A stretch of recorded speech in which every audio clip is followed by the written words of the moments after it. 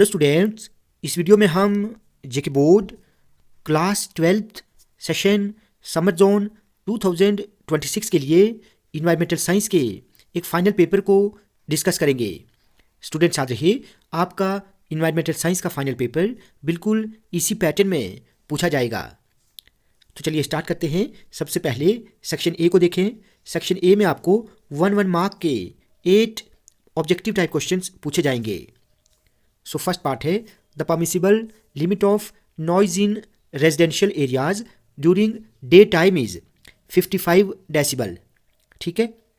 Second है lead compounds in the air come mainly from automobile exhaust. तो ये statement true है। Third number पर है excessive use of chemical fertilisers leads to eutrophication in water bodies. ठीक है। Fourth number पर है which method is most suitable for controlling water pollution in cities. तो इसका सही आंसर ऑप्शन सी रहेगा, setting up sewage treatment plants. Fifth part है melting of polar ice caps leads to sea level rise. ठीक है, तो यहां पर सी लेवल आएगा। Sixth is noise pollution is regulated under the water prevention and control of pollution act 1974। ये statement false है। Seventh is expand CPCB। तो ये है central pollution control board. Eighth number पर है the main objective of environmental management is to. इसका सही answer होगा option C, reduce human impact on the environment. Section B में आपको 2 मार्क्स के वेरी शॉर्ट क्वेश्चंस पूछे जाएंगे। इनके आंसर्स आपको 2 to 3 लाइन्स में लिखने हैं। ठीक है। अब यहाँ पर देखें क्वेश्चन नंबर 9 क्या है। How do fertilisers contribute to water pollution. What is soil erosion. E waste क्या होता है। ई वेस्ट क्या है। E waste stands for electronic waste.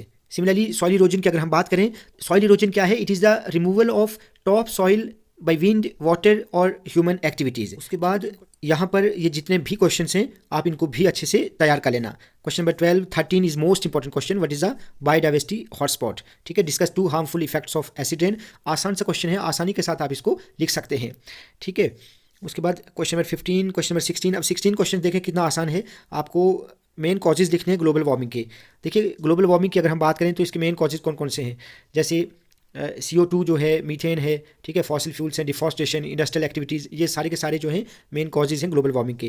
Then write two sustainable goals. अब देखिए सस्टेनेबल गोल्स आपको लिखने हैं। गोल 13 जैसे क्लाइमेट एक्शन है, गोल 15 जैसे लाइफ ऑन लैंड है। तो इस तरह के गोल्स आपको लिखने हैं। Then write to salient features of the environmental protection act 1986। तो इसको भी आप अच्छे से तैयार कर लें। देन सेक्शन सी जो है ये शॉर्ट आंसर टाइप क्वेश्चन पर बेस्ड है। यहाँ पर आपको ये क्वेश्चन 3 मार्क्स के पूछे जाएंगे। अब देखिए जितने भी क्वेश्चंस इस पेपर में हैं आप इनको अच्छे से तैयार कर लें। ये क्वेश्चन पहले एग्जाम में पूछे जा चुके हैं, तो इन सभी क्वेश्चंस को आप अच्छे से तैयार कर लेना। Question number 27 is most important. 26th and 27th both questions are very important. ठीक है। Similarly what are the 3 salient features of air prevention and control of pollution act 1981। ये क्वेश्चन भी मोस्ट इंपॉर्टेंट है। देन सेक्शन डी में आपको 5 marks के long questions पूछे जाएंगे। ठीक है। और इनके आंसर आपको 150 वर्ड्स तक लिखने हैं। तो आप यहाँ पर देखें what are the main sources and types of air pollution. ठीक है, कैसे इनको कंट्रोल में लाया जा सकता है या इसका एयर पोल्यूशन का क्या इफेक्ट पड़ता है।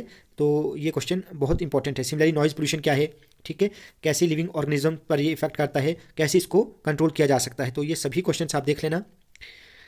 सॉइल इरोजन क्या है, डिटेल में आपको natural and human induced causes जो हैं वो सॉइल इरोजन के बताने हैं। बायोडाइवर्सिटी क्या है, and you have to explain the different levels of biodiversity and also the importance of biodiversity.